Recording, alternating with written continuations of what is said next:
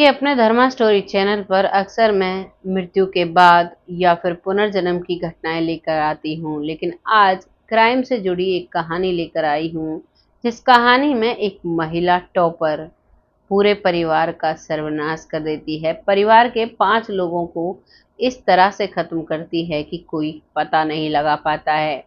आइए जानते हैं ऐसा वो क्या करती है जो न डॉक्टर्स की पकड़ में आती है और ना ही पुलिस वालों की पकड़ में आती है, और पूरा गांव सोचता है कि शायद ये ऊपरी हवा या भूत, जादू, टोना तंत्र का काम है। नमस्कार, मैं महक चौधरी आज आपके सामने महाराष्ट्र के गुड़चिरौली एक गांव है जहां की ये सच्ची घटना है। गढ़चिरौली में यहाँ पर एक परिवार रहता है। परिवार बड़ा ही संपूर्ण है। परिवार का जो इकलौता बेटा है वो बाहर पढ़ता था और उसके बाद वो दिल्ली में रहकर नौकरी करता है। परिवार में सास ससुर हैं और परिवार में उनकी एक बेटी है जो शादीशुदा है, जो अपने मायके आई हुई है, और उसकी एक मासी है जो वहां पर रहती है। यानी परिवार के कुछ लोग हैं जो वहां पर आते हैं। घर में एक बहुत प्यारा सा फंक्शन होता है, लेकिन उसके बाद जो होता है एक ऐसा खूनी खेल जिसको सुनकर आपको हैरानी हो जाएगी।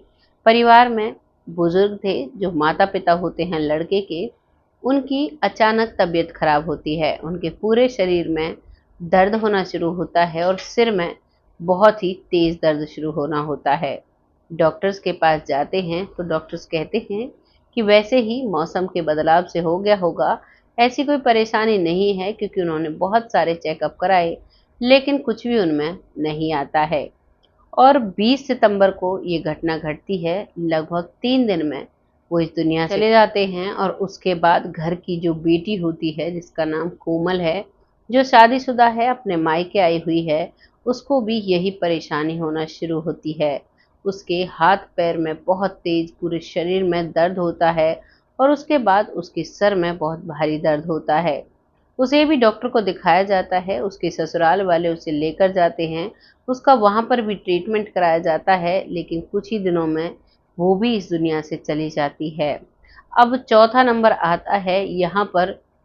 जो ये व्यक्ति था जो इस दुनिया से गया, शंकर, उसकी साली होती है। साली भी यहीं पर रहती है और साली के भी वही प्रोसीजर शुरू हो जाता है। उसके हाथ पैर में बहुत ज़्यादा दर्द, पूरे बदन में दर्द, और फिर उसको भी सर में दर्द होने लगता है।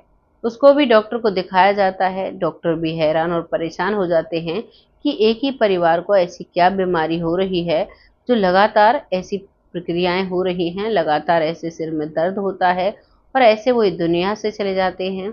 वो अपने पूरे टेस्ट कराते हैं, लेकिन कहीं भी ये चीज़ नहीं पता चल पाती है कि उनको ऐसा क्या बीमारी हुई है, और वो भी इस दुनिया से चली जाती है।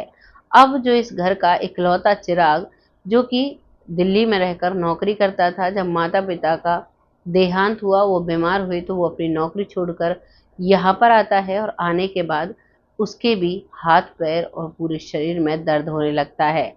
सिर में दर्द होता है, वो भी हॉस्पिटल में एडमिट हो जाता है। अभी वो हॉस्पिटल में एडमिट ही था, सब दुआ कर रहे थे कि उसको कुछ ना हो। उसके परिवार को तो बहुत बड़ी क्षति पहुंची है। परिवार में कोई नहीं बचा। माता पिता, बहन जो शादीशुदा थी, और इसकी मौसी, वो सभी जा चुके हैं। 5वां लड़का था जो कि बहुत ही ज़्यादा हॉस्पिटल में अपनी आखिरी सांसें गिन रहा था। इधर उनके घर में फंक्शन था, जिस फंक्शन में ये सभी आए थे। तो 2 रिश्तेदार भी आते हैं, वो यहाँ पर रहते हैं। उनके साथ उनका एक ड्राइवर होता है। वो भी जैसे ही अपने घर पहुँचते हैं, उनके भी हाथ पैर और सिर में दर्द होने लगता है।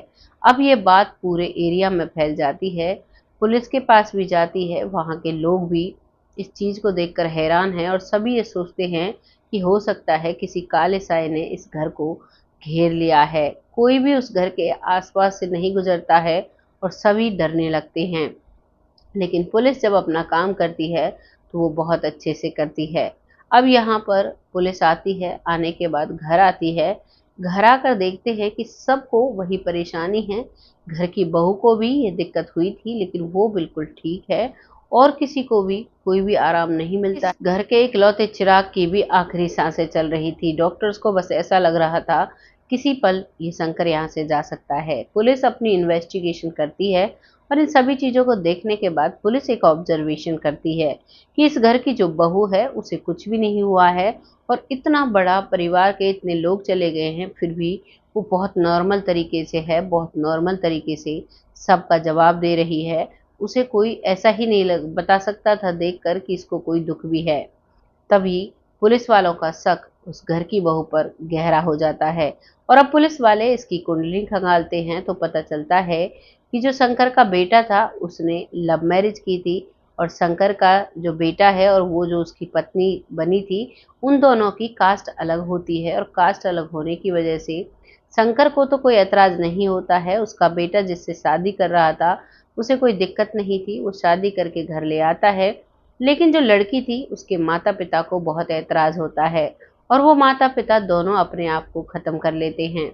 जब तक ये लड़की शादी करती है, प्यार के बंधन में घूमती है, फिरती है, बहुत अच्छे से रहती है, लेकिन जब ये ससुराल में रहती है तो इसको एहसास होने लगता है कि ये मैंने क्या कर दिया। जिस सुख के लिए मैंने इससे प्यार किया था ये तो मेरे साथ ही नहीं रहता, क्योंकि शंकर जॉब करा करता था और वो घर पर रहा करती, अपने सास ससुर की सेवा किया करती, वही घर का चूल्हा चौका उसे करना पड़ता।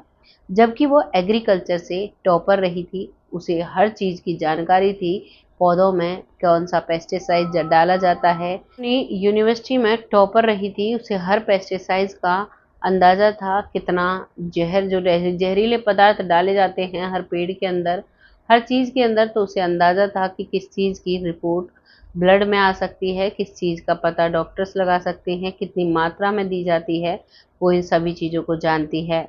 और जब वो इन चीज़ों का अंदाज़ा उसे होता है और जब उसके माता-पिता इस दुनिया में नहीं रहते, तो अब उसके दिमाग में एक गिल्ट होने लगता है। वो सोचती है कि मेरे माता-पिता तो इस दुनिया में नहीं हैं और जिससे मैंने प्यार किया उसके माता-पिता बड़े आराम से रह रहे हैं, इनको भी जीने का कोई अधिकार नहीं है। और वो अब खाने में मिलाकर कुछ ऐसी चीज़ें उस परिवार को खिलाती है, यहाँ तक कि वो अपने पति को भी वही चीज़ें देती है और उसकी भी तबीयत बहुत ख़राब हो जाती है। उसे एहसास होता है कि मेरे माता-पिता जब इस दुनिया में नहीं, तो किसी को भी इस दुनिया में जीने का अधिकार नहीं है।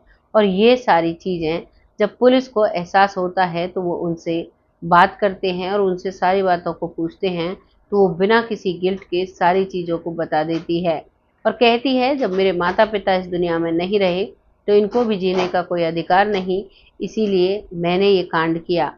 क्योंकि मैंने बहुत बड़ी गलती की थी अपने जीवन में, मैं उसको सुधारना चाह रही थी। पुलिस चार्जशीट दायर करती है और पुलिस उसे पकड़कर जेल में डालती है। जैसे-तैसे उस घर के इकलौते चिराग की ज़िंदगी बच जाती है, लेकिन बाकी जो लोग इस दुनिया से चले गए, उनकी क्या गलती थी? प्यार भी इस लड़की ने किया, घरवालों को ख़त्म भी इस लड़की ने किया। इसकी गलती से इसके माता-पिता गए, जो लड़का था जिससे इसने प्यार किया, उसने उसका साथ इसने भरपूर दिया था। ऐसा नहीं था कि वो इसे जबरन लेकर आया था, उसने इसके साथ कोई ज़बरदस्ती की थी, कोई इससे कहा था कि तुम्हारे माता-पिता इस दुनिया में नहीं रहेंगे तो हम रहेंगे। अक्सर सरकार देखती है, लड़कों की गलती देखती है, कभी-कभी लड़कियों की गलती देखती है, लेकिन हमेशा ऐसा नहीं होता। कहीं-कहीं लड़कियां भी बहुत गलत हो जाती हैं। अगर उसे अपने माता-पिता से इतना प्यार था, तो उसे प्यार के लिए कदम नहीं बढ़ाना चाहिए था और अगर बढ़ा दिया था, तो उसे अपने परिवार के साथ ऐसा नहीं करना चाहिए था। उसके माता-पिता इस दुनिया से चले जाते हैं, लेकिन उसने जो किया वो बहुत ही गलत किया। आपको ये कहानी कैसी लगी है? क्या उस लड़की के साथ सही हुआ? वो जेल में है, उसे क्या कड़ी सज़ा मिलनी चाहिए? अपनी राय कमेंट बॉक्स में लिखिएगा। ये कहानी यहाँ पर समाप्त होती है, लेकिन बहुत बड़ा एक एग्जाम्पल सेट करती है कि हमें अपने जीवन में कोई भी फैसला जब हम लेते हैं तो बहुत सोच समझ कर लेना चाहिए। ऐसा ना हो कहीं हमें फैसले के लिए बाद में पश्चाताप करना पड़े, जैसे कि इस लड़की को करना पड़ता है और वो पश्चाताप में पूरे परिवार को नष्ट कर देती है। क्या कसूर था उस ननद का जो अपने घर शादी में आई थी, जो अपने बच्चों को छोड़कर इस दुनिया से चली जाती है? ना उसने किसी से लव किया, ना उसने किसी से ईर्ष्या की। एक लड़की जो कि टॉपर रही, जिसने पढ़ने में इतना समय लगाया, वो किस बात की टॉपर थी? जो अपने दिमाग पर इतना कंट्रोल नहीं कर पाई, वो किस बात की पढ़ी लिखी थी?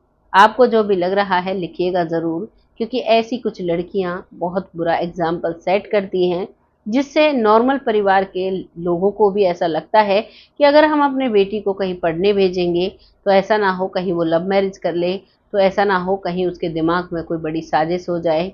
क्योंकि इसको जो पेस्टिसाइड्स होते हैं, जहरीली चीज़ें होती हैं, उनकी बहुत नॉलेज होती है, वो पढ़ाई से होती है। उसी नॉलेज को अगर ये और क्षेत्र में लगाती, तो शायद आज बहुत बड़ा नाम कर लेती। लेकिन इसने इतना बुरा किया कि एक परिवार को नष्ट कर दिया। इसका फल इसको इस जन्म में तो भुगतना पड़ेगा ही है, जेल में सारी उम्र बीतेगी, लेकिन न जाने कितने जन्मों तक इस चीज़ का उसे फल भुगतना पड़ेगा। क्योंकि आप और हम हर रोज़ इस चैनल पर देखते हैं, सुनते हैं, सुनाते हैं कहानियाँ कि एक जन्म का कर्म का जो फल होता है वो हमें कई जन्मों तक भुगतना पड़ता है, और कभी-कभी इसी जन्म में भी इतना बड़ा भुगतना पड़ता है कि उसका हम अंदाज़ा नहीं लगा सकते। तो इसीलिए अपने कर्मों पर ध्यान दीजिए, कभी भी जल्दबाजी में कोई ऐसा कदम ना उठाएँ, कभी भी कोई ऐसा फैसला ना लें, जिसके लिए आप पश्चाताप करते हो और वो पश्चाताप में भी इतनी गलती कर देते हो कि आप जीवन भर उभर नहीं पाते। आज की कहानी यहाँ पर समाप्त होती है। बहुत जल्द ऐसी किसी सच्ची और अच्छी स्टोरी के साथ आती हूँ। वक्त आता है उन लोगों का जो लोग हमें दिल से सपोर्ट करते हैं, बहुत प्यारे कमेंट करते हैं। आपका तहे दिल से आभार व्यक्त करती हूँ। ऐसे ही अपना सपोर्ट बनाए रखें। अगली वीडियो में ज़रूर आप सबका नाम लिया जाएगा। तब तक के लिए आप सब खुश रहें, आबाद रहें, भगवान से यही दुआ करती हूँ। तब तक के लिए जय हिंद, जय भारत।